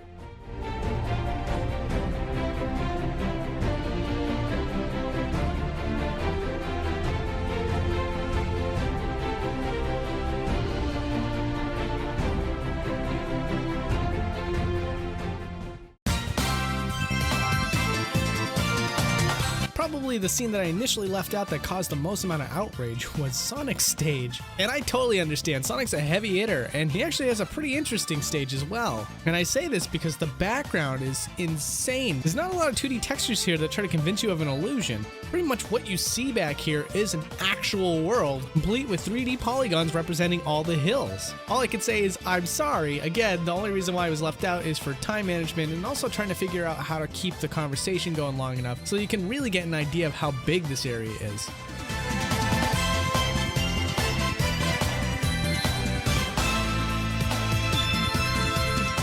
Pikmin franchise, one of my favorites. So in this all new Pikmin level, you got things like ceramic pots that you can break and crabs running around and Pikmin running around. It's kind of a crazy mess, in a good way. So some of the stuff that I found in this stage is when you go below it, you can find fragments of the pot. It seems that they're stored under here because there's two different versions of the pot. I tried to find the exact moment in which they're called into action, but you can take a look at this footage and judge for yourself. I got a little bit confused, to be honest with you.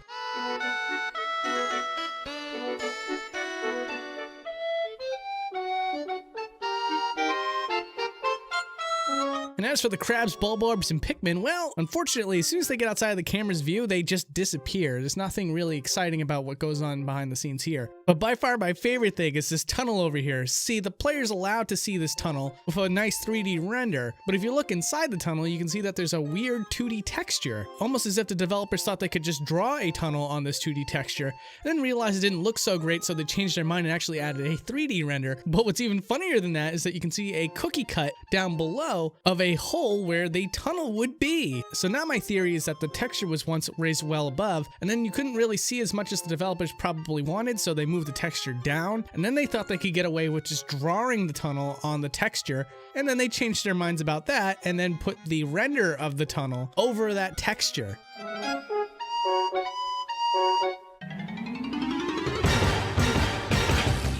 The Great Cave Offensive is a Kirby stage in Super Smash Bros. For Wii U that meshes a whole bunch of themes together into one spot. And with so much to look at in this stage, you might actually miss the fact that in the background there's a whole bunch of stalactites that make up a actual cave. And the area of this backdrop is so super massive that it actually eclipses the entire stage itself, which is already really big.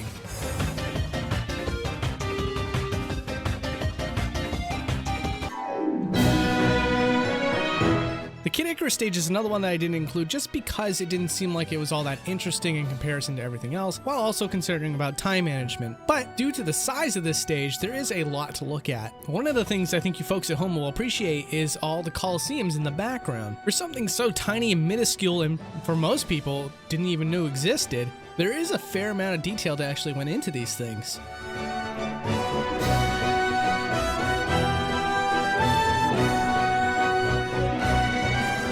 So there's two cool things that I found that revolves around Mii's. The first one is for the Pilot Wing stage. As it turns out, there's actually a silhouette 3D model for a pilot, and it actually has Mii-like features that extend past the cockpit itself, which I have always failed to realize. The other thing I wanted to show you is the Miiverse stage. While unfortunately I can't show you Miiverse posts from a different angle, I can show you that the backdrop for the stage goes way long ways. I don't know why. And what's even cooler than that is that the ceiling tiles are different from the tiles that you normally see in the stage. These ones actually lack the Miiverse pictures on every other tile.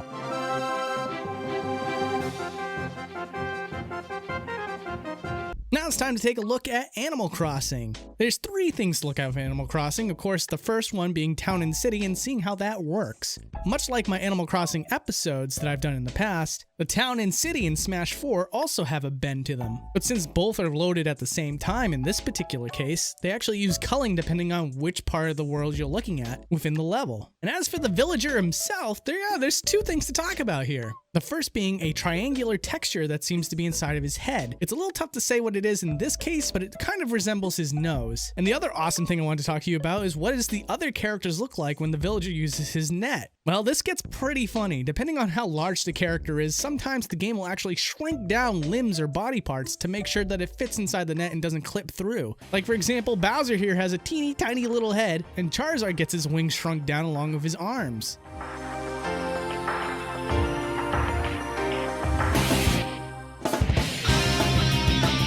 Obviously, when we talk about Captain Falcon, we have to talk about Captain Falcon's final smash. Much like the Mega Man Final Smash, Captain Falcon's Final Smash actually goes into a separate area with very controlled cameras that you can't even manipulate if you pause the game. So with this new level of freedom, we can see exactly what we have to work with. And while I can tell you there isn't a lot hiding here, there is one little thing that's kind of funny. Inside of Captain Falcon's cockpit, you can see that, yeah, he's just sitting there in the correct position. However, the one thing that's a little funny here is that the seat that he's supposed to be sitting on is raised through his torso. And as for all these little arenas that you end up seeing, you might wonder where it is on the map.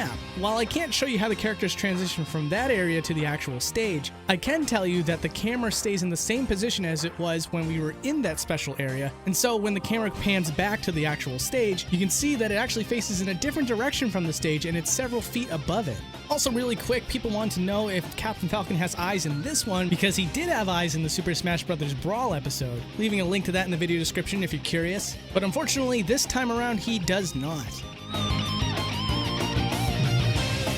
Yeah, I'm telling you right now, we would not be looking at the Pyrosphere stage if Schools Out 1 did not find a code to get rid of that blinding white light, because this one needed it super bad. But I really wanted to look at this stage because there's plenty of areas where you can see a crack in the wall, and there's clearly a lot of environment behind it. And all I want to do is just give you a little bit of a tour inside of those areas. While there's nothing too exciting in here, it is fun to see just how far they jettison outside of the original stage when you look at it from inside the void.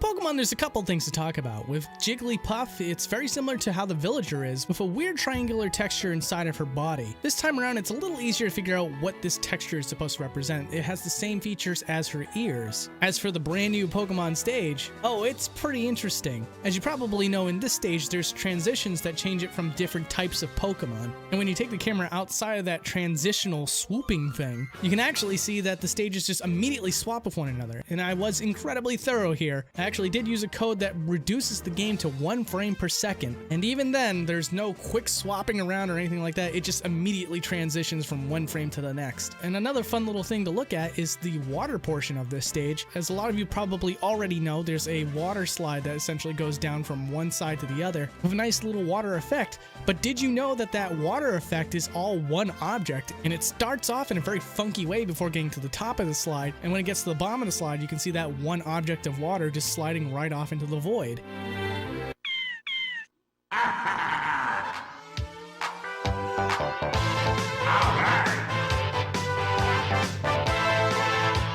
The first up with Wario's franchise, WarioWare, we want to look at the stage, of course. One thing I really liked about this is that when you turn the camera around when the mom's trying to spot you, you can see that the developers place an object that has back-face culling. This object is present to change the lighting in the stage, and if you look from the back facing forward, you can actually see it. Also, in the case of Wario, when he uses his head bite attack, it's very similar to how it is with Villager when he goes to capture someone with the net. Just about any character that goes inside of his mouth has his head shrunken down to make sure that it doesn't clip through him.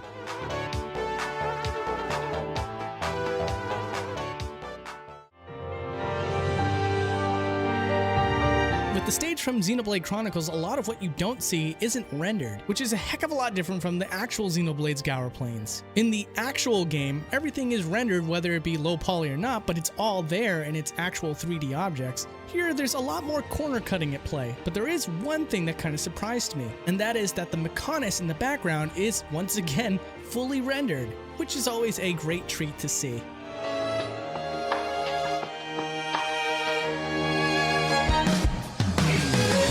Although there isn't much to look at in Shulk's Final Smash room, a lot of people who watched the initial episode were asking about it, so I figured I'd just include it so you guys have a peace of mind.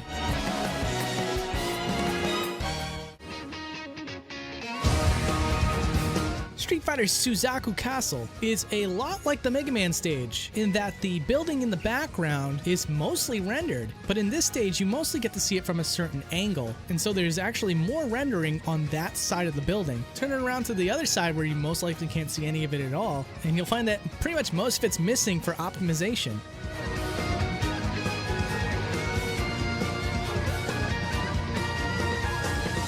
Here's just a couple of things I wanted to rapid fire to you folks, because I didn't want you to think that I just didn't look. I'm running out of time here. First up is the Wii Fit stage. If you move the camera through the mirror, for some reason it just goes into wireframe mode, which is not something I'm used to seeing with mirror effects in video games. Next up is the Pac-Man stage, and if you zoom out this stage, you can see that pretty much the entire thing is in one shot. When it cuts to a different scene, that gets its own scene, but even that has more to show than what the game lets on. And while I couldn't move the camera through the home run contest, I could move the camera around in the all-star mode rest area.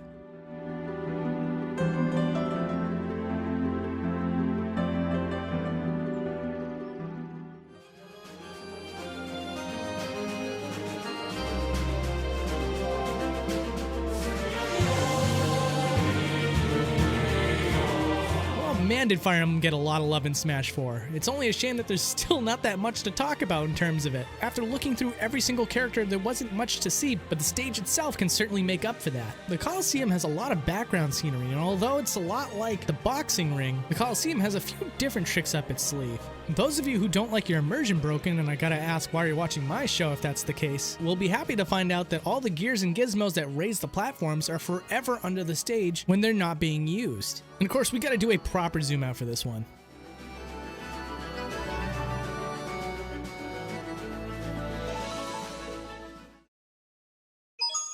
It's me, Mario!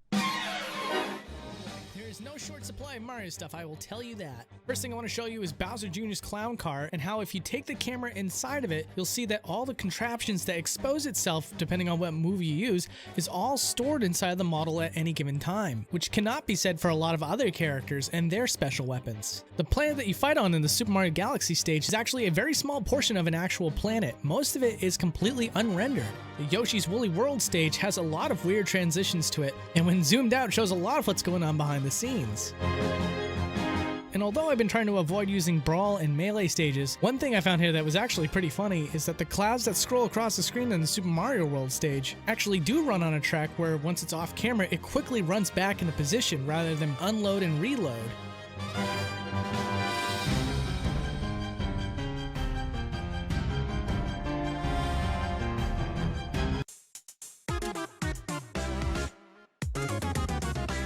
Before we move on to the final clip, I just wanted to show you the Duck Hunt stage from a different perspective.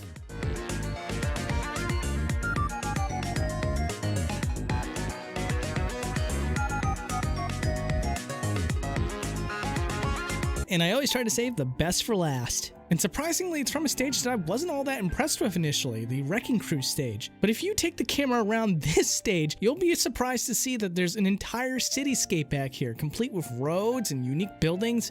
And how many buildings there are? Well, I couldn't even count it out for you. Because if you zoom all this out and try to get every single building into one shot, you're gonna be sitting here for several minutes. I'm actually speeding up the footage here 4 times its original speed so that I can save you a little bit of time.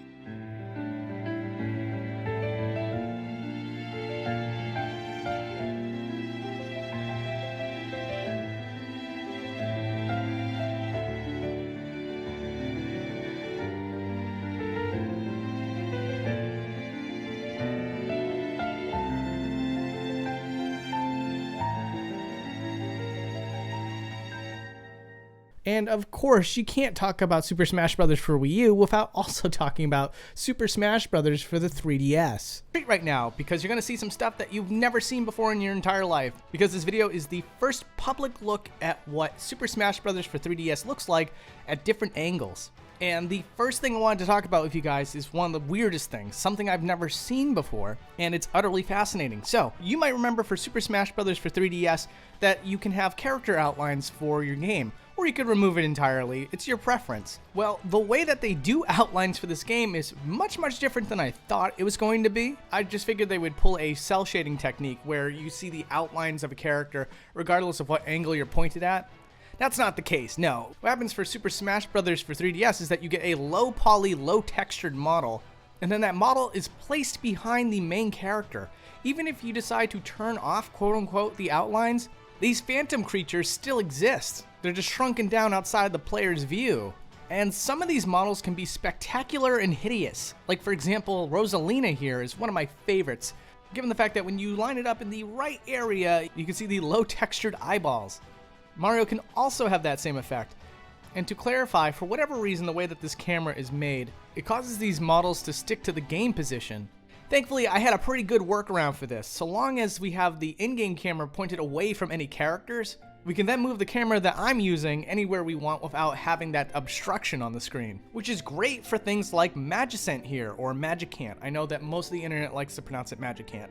But this is one of the stages that I absolutely wanted to check out first because I'm a huge fan of Earthbound, and I have to admit it bothered me immensely to know that there was so much aliasing and such a small resolution to the screen that didn't allow me to really see all the finer details of this stage. And it wasn't until Super Smash Bros. Ultimate that we got a much better version of this stage that we'll definitely take a look at later on this channel. However, let's see the Pioneer version of the stage and start off with the Dungeon Man. Now, I know that in Smash Ultimate there was a little Easter egg that if you took the camera inside of the eye sockets, you could see Brick Road on the back of the skull.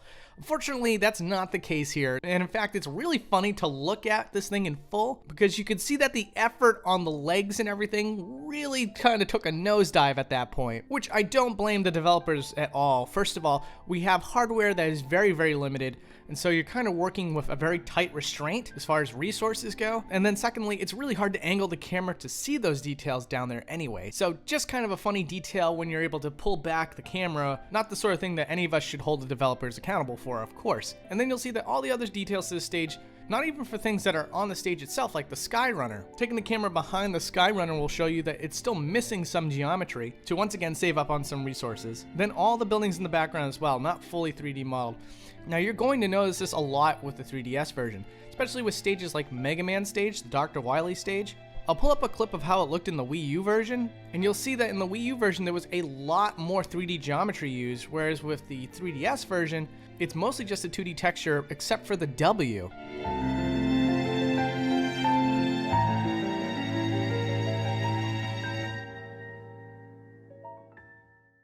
I also want to talk about all sorts of areas that are not typical versus stages. Like for example, the Target Smash over here has some really cool stuff. There's a castle off in the background that I'm very reminded of the Castle Siege level from Super Smash Bros. Brawl. Very, very similar in design, but then behind the characters, an enormous wall, much like the wall from the first level of Adventure Mode in Super Smash Bros. Melee. And the Home Run Contest has a very cool piece of trivia attached to it too. There's a lot of environment here, even when you haven't hit the sandbag yet, but one of the really neat things I saw here is that the platform that you see as the sandbag is moving sort of moves with the sandbag. What happens is that every single color that gets deloaded from the back end gets reassigned to the front end. So you'll notice if I slow the footage down here, that as soon as the yellow tile disappears, it reappears in the front, and it continues on an endless loop until the sandbag hits the ground. And then the All-Star Mode area has the least amount of detail that I've ever seen in a Super Smash Bros. Game. Not to say that no effort's been put in here, you can clearly see that there is. It's just that once again, the fun of seeing a 3DS game versus a home console game is that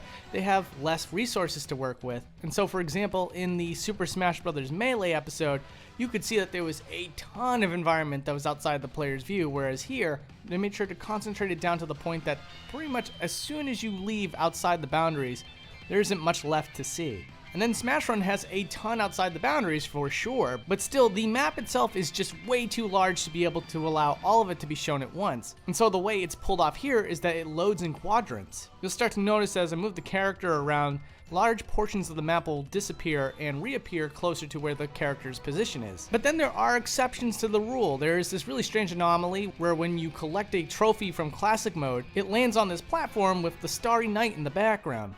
If you pan the camera out, you can see that the platform that it rests on has additional details underneath it that never get shown to the player. All sorts of very intentional geometry here to add to the uniqueness of the platform. And it's just a shame that unless you had these tools at your disposal, you'd never be able to see them. Because then on the other hand, with stages like this, for the credit roll, it is incredibly minimalized. Although there is some details that again, you can't really see as the player. Like for example, this Cubert-like grid that's on the front-facing part of the stage. There's a couple of other neat things too. We select a difficulty for Classic Mode. There's that awesome animation that you guys might remember. As you choose the higher difficulty, the animation starts to change. Well, when you pan the camera out, you can see all the particle effects and other things that are used in other difficulties for this mode. And as you scale it up, you can see all the environments and stuff travel to the bottom part of the screen. And in fact, for most of this, you can see the particle effects for level 9. And when you get to level 9, then all of a sudden some of the buildings are stored underneath instead. Another thing that's really cool too is that the character Palutena stores her items underneath the map when she's in the victory screen. Might be a little bit difficult to position the camera in such a way, but if you do take a look here, you can see the shield is completely attached to the character model and stretched all the way down. And her scepter is not only stored underneath the map, but it goes through her body as well. Now let's talk about some crazy stuff I found in some of these stages. For example, this pipe right here in the Super Mario Brothers stage, yes, it is used as part of the stage transition, but it's way longer than it even needs to be. Taking a look here, you can see that the length of the pipe is absurdly long, and it's not even used most of the way when you travel down it. Also, in the Punch-Out stage, you know as well as I do that normally it shows you a battle or the marquee on the projection screen. However, if you were to move the camera in such a way that you put aside the gameplay footage, you could see a jargon glitchy mess hidden behind it. And the Kid Icarus stage is insane. There's a lot of detail here that again gets kind of muddied up by the resolution of the original game. And then it has that wonderful stage transition that has an immense amount of detail. It's great looking. Which reminds me, I have to do a Kid Icarus episode very soon. Sorry to keep you waiting! Then over here we have the Spirits Track stage. Now a lot of this was kind of revealed in Smash Ultimate when it wasn't programmed quite correctly and you could see some of the blemishes. You could essentially peek behind the curtain without the help of Boundary Break. But here on the 3DS, here's a good look at what that should look like without any camera restrictions whatsoever. As you can see, the background sort of loads in quadrants. The foreground does a repeat effect. And then for the Paper Mario stage, you can see some of the transitions here, which are very interesting. But more importantly than that, when you get to the part with the boat, if you look inside of the boat, you can see that there's a spring trap being stored. And then for the Tomodachi Life stage, there isn't too much to talk about here, but if we pan the camera out, you can see just how much of the building is rendered, which, believe it or not, is all of it, and on top of a grassy platform. And of course, we have to do a zoom out of the Nintendog stage, which doing so will show you the entire outdoors combined with the indoors, making for one of the best zoom outs for a Super Smash Bros. And finally, let's talk about Super Smash Bros. Ultimate.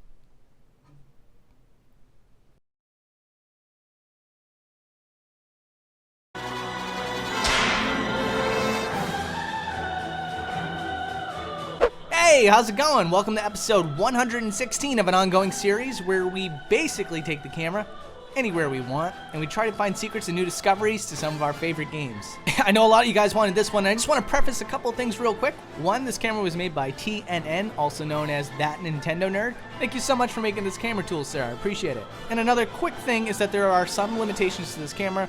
So if there's things that you're thinking to yourself like, oh man, why didn't he cover that? Trust me, I would have wanted to, but there's certain things that just don't allow for it. But you know what? Even with limitations in mind, there's still a lot to cover here. So strap in, get comfy, and let's go.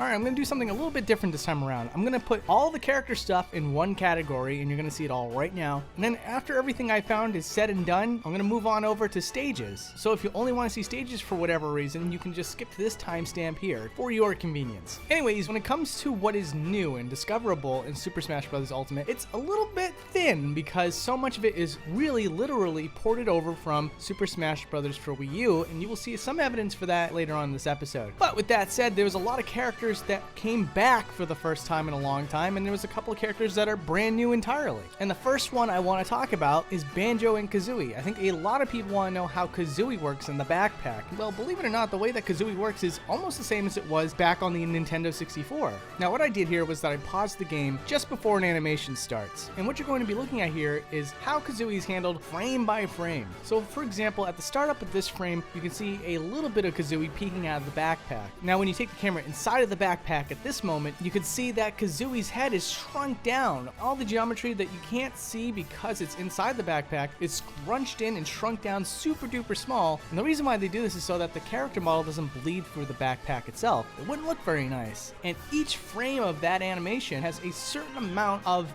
the Breagle body resized to normal size. Well, then I'm sure a lot of you are wondering, what does Kazooie look like when there are no animations involving her? Well, you take the camera inside and you'll see that she completely disappears. This is very likely because the character model is set to value 0, which means that when the character is at a null value, it's completely invisible to the human eye. And what you're left with inside this backpack is concave geometry on both the top and the bottom. And that's because the developers intended for you to only see a shallow depth to the backpack. and that remains the same whether you open it up from the front or the back, which does happen. Next up is Inkling's feet. Yeah, hey, look, it's just a weird thing, okay? I don't know how to explain why this is here. None of the characters wear sandals in Super Smash Bros. Ultimate as far as I can recall. This may be because this is a character model that's ported over from Splatoon. It's very possible. But if you were to take the camera inside of the Inkling's shoes, you can find the Inkling's feet, which are not fully detailed. They're just kind of like nubbins. And I realized that you're not getting a great look at these feet because of the fact that we have to get the camera just right inside of the shoe. So taking the same character in a model viewer allows us to remove the shoes entirely, giving you a much better look at those feet. And while we're in character viewers as well, you can see that for whatever reason, K. Rool's belly armor is fully textured underneath it. Now, there isn't really a reason for this. I understand that his armor does crack, but it never completely shatters. So what you're looking at here is something that the player is never meant to see.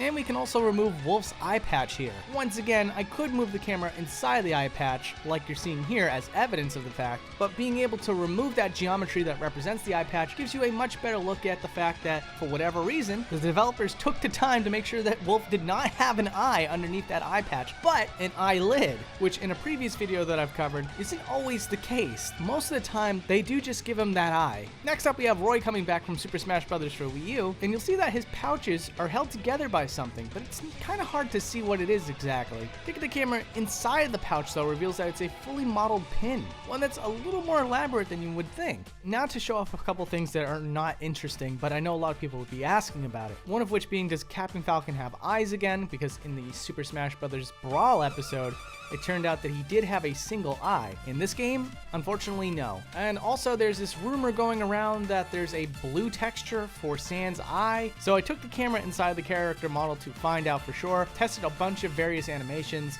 but as you're seeing here, inside of every single conceivable animation that I could come up with to check for this, there was no blue texture, so sorry guys. And also, just to show you too, a Mii's hand is not inside of that gun when you pick the Mii gunner. But Isabelle and Villager still has that throw with the net, and that had some very hilarious results in the Wii U episode. So I figured we'd show it off again, except with new characters like Ridley and King K. Rool. I picked these two in particular because they are much larger characters, and when they are larger characters, there's a lot more you have to hide. So instead of just a person's head or whatever, you got lots and lots of the character model shrunk down to make it work. And then we got a character that I didn't cover in the original Super Smash Bros. Wii U episode, so it makes sense to cover it now. Somebody on Twitter asked what happens when Pac-Man goes into ball form. And that was a great question, because when you take the camera inside of Pac-Man, most of the animation, the limbs go into size value 0. But for the first few frames of these animations, you can see that the limbs as well as the holders for the limbs get sucked inside the body as well as shrunken down. And surprisingly, the position of these limbs is kind of all over the place. It's not uniform at all. And then we got a viewer request from John at Game Explain. At one point, we had a discussion about Hero on their channel. And John threw me a wild card question, asking me just how much is Munchie modeled inside of 8's pocket from the Dragon Quest series. And I offered a theory back then, and it wasn't entirely wrong. There is a little bit more to Munchie modeled than meets the eye. But of course, the entire body of Munchie is not modeled for this character, because it's just a static model with no animations attached to him. But for whatever reason, part of his right leg is still modeled, and it extends itself a little bit to his left side, but he doesn't get to have his left leg. This portion of Munchie can't be seen by the player though. It clips through a bottom portion of 8's pocket. And lastly, before we move on to the stages, I want to talk about Piranha Plant. So as you know, these little feet pop out of Piranha Plant's pot. Say that 5 times fast. And unlike most of the characters in the roster, if you take the camera inside of Piranha Plant when he's not running, you can see his little feet stored inside, as well as a lot of extra body mass that once again is never shown. Naturally, when so much stuff is jumbled up inside here, I want to show you a much better look of it in the model viewer. So, here you go.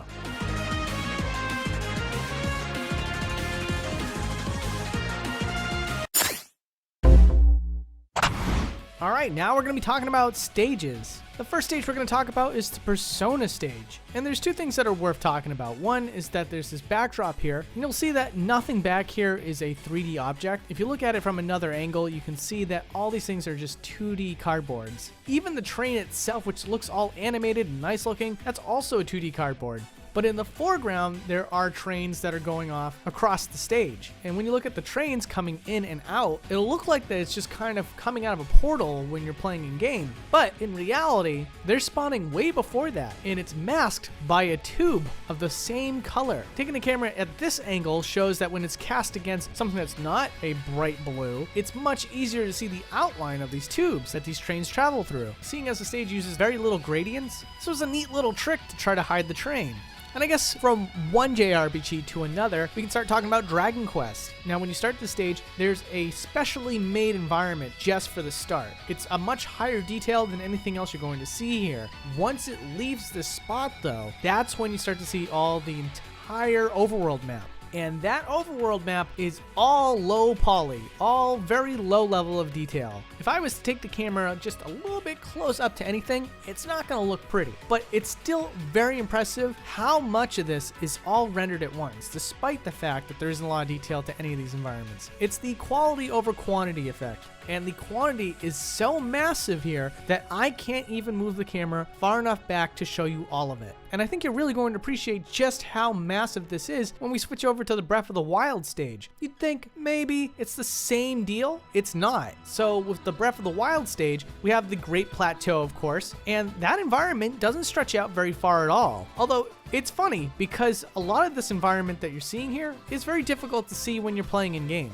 But moving the camera outside the boundary shows you that it's all an elaborate hoax. Just outside the Great Plateau is a sky dome to represent the rest of the world, and it's done in such an expert fashion that you can't help but appreciate it, because without overanalyzing it, I was pretty convinced. I thought that it was just a complete carryover from Breath of the Wild. And also fun to note, even the areas that are 3D are also very low detail. Take a look at this Guardian over here. Look at how soft the textures are on this thing. And speaking of Zelda, why don't we go to Gerudo Valley? Now this was a 3DS stage to start, but one of the most beautiful things about Super Smash Bros. Ultimate is that there was all these transfers from the 3DS version to this new version, now with main console graphics. So while I was explaining all that, obviously what you got to see was a zoom out of Gerudo Valley, but you might have noticed over here that there is a Gerudo hideout way off in the distance. It looks like it might be a port, actually, from the 3DS. It's hard to say for sure. There's a lot of details here that you couldn't see by just moving the camera around normally in game. There's lots of doorways that aren't even fully modeled, which proves that it's outside the player's view, but the doorways are there for some reason. And then also one other thing I want to take a look at is inside that tent. Here's what it looks like to move the camera around right inside of it. Not a whole lot of details to look at, but still kind of interesting. Also wanted to cover this because the guy did a whole lot of work, clearly, and I love it. I personally love it. It's the Boundary Break stage really quick. First of all, if you want to download the Mii or the stage, here are the two codes right here. And we're taking a look at this customized Boundary Break stage because the fan who made it also put in a little bit of a boundary break of their own. Taking the camera over to the right of the logo, outside of the game's boundaries, shows you the Shesez mascot in stage builder form. Thank you so much, Seabass63139274. And over here we have the Kid Icarus stage from the 3DS version. Now this is kind of cool because couple things. First of all, Veridi is not a 3D model, surprisingly. It's a cardboard cutout of an animated 3D model, if that makes sense. So if we took the camera and moved it to the side, you'll see that there's no 3D depth to the character. Somebody in-house has a 3D model, animated it, and then composed an animation from it to save on resources. Also, during stage transition, you can see that the stage just completely drops underneath, and it hangs there for a little while before the stage finally does transition. And while it's going through that transition as well, you can see that there's a half dome of pure white. That is until we get to the aftermath of the reset bomb. And of course, I wanted to give you a zoom out of the aftermath of the reset bomb because it's such a elaborate looking environment. And then for Magicant or Magicant, depending on how you want to pronounce it, a lot of people are very sure that it's Magicant, so I guess we'll call it that. There's this very common little piece of trivia now that's floating around that Brick Road is inside of the Dungeon Man in this version, which is really cool, and I wanted to show you that just in case you never knew about it. But we gotta take it one little step further since this is Boundary Break after all. And when you take the camera past Brick Road's face, you can see that his face kind of stretches inward. to give it that sense of depth. But there's a lot of that texture that's hidden behind the Dungeon Man wall, so his face is a lot like a button here. And as for Magicant itself, I wanted to just take it down to ground level because a lot of you are probably Earthbound fans like me, and obviously Magicant on the NES for Mother 1, it's 8-bit, and to see it come alive like this in 3D, once in a lifetime opportunity. So wanted to show you what it would look like if you were down on the ground walking around in Magisant. Can't really move around that well, but here we'll look around in the VR mode. And then here's something interesting about Omega forms. Now, I looked at a lot of Omega forms, and the most interesting thing that I saw was that the 2D stages, the ones that usually turn your characters completely flat, are housed in a giant box for the Omega versions. This includes the Mr. Game & Watch stage as well as the Game Boy Kirby stage. And while we're inside of the Kirby stage, why don't we take a look at the normal version and see how that looks from another angle. You'll notice that all the platforms do have their own sense of 3D depth, and that the Game Boy screen doesn't really go out all that far. Now we got Termina Bay. Now there's something going on here, that's for sure. First of all, look off in the distance there, you'll see a heart piece. Kind of cool, but you are intended to see that. So what is something here that you're not intended to see? Well, first of all, there's one thing that's kind of disappointing. In the Melee episode of Boundary Break, there was this complete unused interior for the lab, and it was really interesting stuff, unused content. But in Super Smash Bros. Ultimate, there is none here. It's completely gutted out. It makes me believe that this was completely made from the ground up. I don't believe that the developers had any way of just porting over Melee assets into Smash Ultimate, unlike probably Super Smash Bros. Brawl and Super Smash Bros. For Wii U. But because things are made from the ground up, there's all new things to see. One of which being the Giant's feet. I swear, I already know what a lot of you are already typing in the comments section. This is not intentional by any means. I've never had to show off so many feet on the show before, but it literally is 3 different cases where there are completely unique feet that's completely barred off to the player's perspective. So it's just my duty to show you. Don't meme me too hard, please. Anyways, moving on. Now we're checking out Onet, or Onet, or Unt, or Want. I like to say Onet. It sounds nice. Now this stage has traveled some ways, but for the first time ever out of all the versions of Super Smash Bros. That's appeared in, this is the only time that the excavator over here has some level of 3D depth to it. Before, it was always a 2D texture like you're seeing here. But now, although not modeled on all sides and not done with a certain level of care that some other things get, it still shares some depth so that when you move the camera around, it's less obvious that it's a cardboard cutout. Here's something a little bit disappointing for you. There is no rice ball behind the basket. Again, that's something that was shown in the Melee episode of Boundary Break, but the developers decided to remove it here, which is a common theme that I'm noticing, and I'm gonna just throw out a speculation. I think that the developers didn't want someone like me to have content to show to all of you. I think they tried to clean this ship up as nicely as possible. But since we're already many minutes into this episode, clearly there's still stuff to show. Like for example, the license plate on the back of the Runaway 5 bus. Nothing shown on that plate, but this is the first time that there is a plate on a Runaway 5 bus. Before, in every other single version, there was none at all. Here in Brinstar Depths, we have Kraid, and we get to see when he gets spawned in and also show you his feet. I am so sorry. No more feet. There is no more feet to show, but I'm also mad that I'm showing you so many feet. Anyways, done. Moving on. The Garden of Hope is definitive evidence. If you were ever skeptical of the idea that the developers ported over assets from older games, this is 100% proof that the developers at least ported some stuff over. The Garden of Hope in the Smash 4 episode of Boundary Break showed off a relic of a mistake, and that was that they set the environment too low and had to hodgepodge a fix to make a drain visible within the stage. Here in Smash Ultimate, that same mistake remains. There is this relic here that shows where the old drain was supposed to be, and then the developers obviously implemented it into the game and said to themselves, well, the player can't see it, so what can we do to fix that? And then they fixed it by just carving a hole higher up on the environment. That same mistake carries over to this little concave area over onto the left as well. Meanwhile, here's an example of adjusted assets.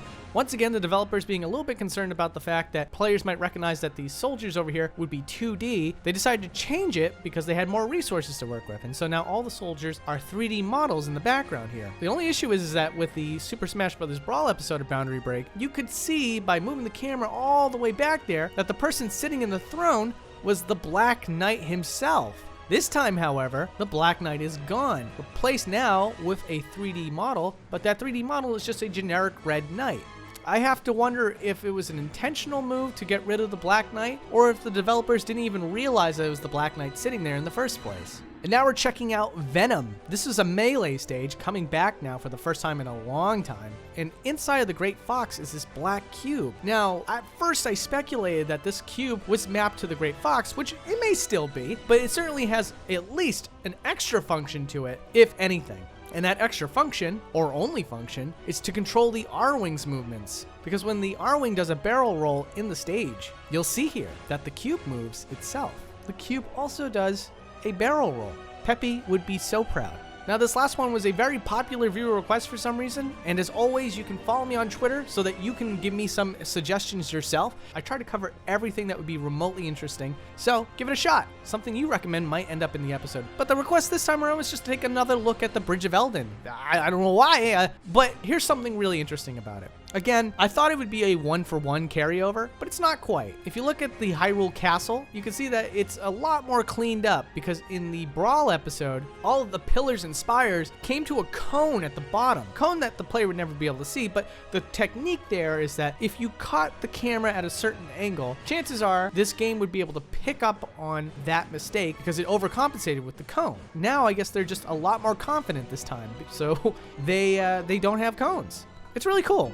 Now here's Rainbow Cruise. Once again, the highlight of the last episode in which it had its premiere was this little village in the back here. Now, because of the limitations of the camera, I wasn't able to get the best look of the houses this time around. But I will tell you this, it's a lot less detailed, that's for sure. They, for whatever reason, just kind of downsized on the houses and made the details a lot more basic. I mean, I guess it makes sense. The player's not really going to see all the details anyway. And I suppose that's good enough, you know, because if the player's not going to see it, there's no sense in putting that much work into it. But there was something that was really odd here. I found this one red triangle, and you should be able to find this yourself if you move the camera around in game. But just by a stroke of luck, I found this red triangle, and it stays with the stage at all times. So it doesn't stick around in that one place that I found it. It travels with the players for the entire duration of the match. Now, I had theories, and all those theories failed me. The biggest one of which is I thought maybe this was tied to the arrow that points down towards the end of the cycle of this stage. But I found that this red triangle stays there even when the red arrow starts pointing down. So why it's here is still a total mystery. Then on the Luigi's Mansion end of things, once again, ties into my theory that the developers didn't want us to find anything fun or interesting unless they intended you to find it. And I say that because for the Super Smash Bros. Brawl episode, you could find a texture of Boo underneath the crib. This time around, that Boo texture is gone. Although, when you move the camera behind the mansion, you can see the support beams that get used in the braking animation. This is something that wasn't visible in the original episode. Speaking of horrifying houses, here's the Nintendogs house. Moving the camera out, just doing a zoom out for you, shows that it has a massive environment outside of the boundaries. I just recently did a 3DS episode, so you can compare and contrast just how much more detail the developers decided to put into this environment for something, once again, not really well seen by the player. They could easily made this a 2D texture because you can't really get the depth that is shown here with the camera that's available to the player. Now here's some fun stuff for you. The results screen. We managed to get this turned into a playable stage, and when you do, you can see there's a lot of detail here. A ton, really. Seriously, like a ton. And there's also a hidden detail that's never seen by the player. Very cool stuff. That detail, of course, is that those buildings in the background, though they may be 2D textures, also have blue crystals underneath them. This usually gets covered up by the clouds that are peeking off in the front.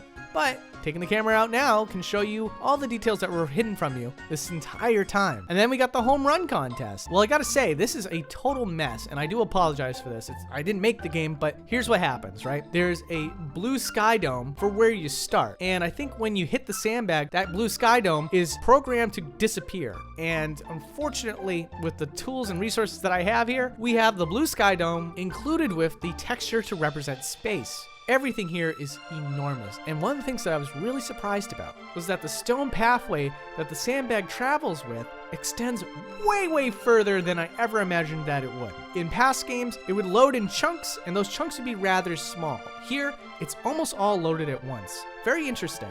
And just to make sure I got all my bases covered here, here's a great look of everything all at once. The space, the pathway, everything. It's a lot to take in. And again, with the Sky Dome, it's not very pretty. But I wanted you to see this because it's really interesting to see something so elaborate and so cool in-game taken apart like this to show you how all the cogs are spinning together. And then moving on from there, we're gonna go to Foreside. Foreside's really awesome. First of all, we have the spaceship interior here. For some reason, and this wasn't in the Melee episode, if you take the camera inside of the glowy tractor beam, I guess, you can see concave geometry, which is really neat and very trippy to look at. And then there's something that's hidden in plain sight. I've always been very confused by this. This was not in the original version. This was added to Super Smash Bros. Ultimate. It's a building with a moon emblem in the background. I was looking at it and I was thinking to myself, like, what the heck is that? But yeah, taking it really close up to that emblem shows you that it's a moon. That's not something that was ever in Earthbound, but it sure is here right now. But then again, also Foreside was never at night in Earthbound. There was Moonside, but it wasn't Foreside. One thing that they also added, and it's really cool, and once again, you can see this for yourself as the player, is a bunch of apartment rooms. And unfortunately, all these apartment rooms have basically the same interior. So showing you one and another, not that interesting. Again, you can get the best look here with the Monotoli building. This is obviously supposed to be Monotoli's office, but it's, again, not modeled in such a way that it's one for one with Monotoli's office. It's just bright and yellow, like his office. So still, you get to see all the stuff here all at once and in a nice, comfortable, breathable environment. Thought this was a great addition. I hope that when they remix stages in future games, they continue to do stuff just like this. Then we're gonna talk about Banjo-Kazooie. Oh man, who's excited about Banjo and Kazooie in Smash? I know I am. Not really great with them, but you know, what can you do? Anyways, I love the stage, Spiral Mountain, and I wanted to show you guys a couple things that are really neat to me. I found that the detail on Banjo's house to be excellent, and again, so far away from the player's point of view, but they put a lot of work into this. They really did. And also the 1-up is a full 3D model. Never had to be, it never was in the original game, and with the distance in which it is, you could have pulled a Veridi. Why not? It was far enough. But no, it's a full 3D model of the 1-up statue. And then here's a close-up of all the main cast. They put a lot of detail into these characters, so much so that Sakurai had to steal my job for a second and show you Tooty in his own Nintendo Direct. Sakurai, call me sometime. Let's collab. But one of the things he didn't really show you is just how detailed Tooty really is, because when you take the camera all the way up to the character model, you'll see that the fur on her is really well detailed.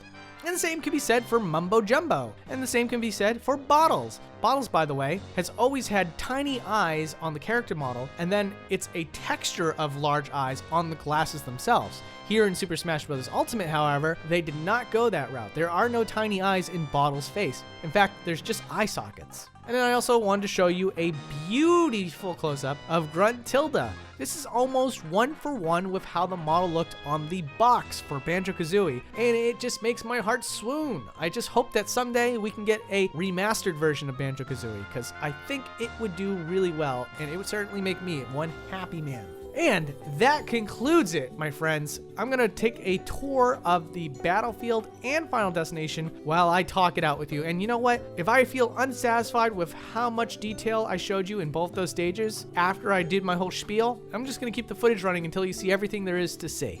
Now, this video definitely said that I would cover every single game in this series, but we haven't talked about Super Smash Bros. For the Nintendo 64. That's because I did post a video about this a long time ago.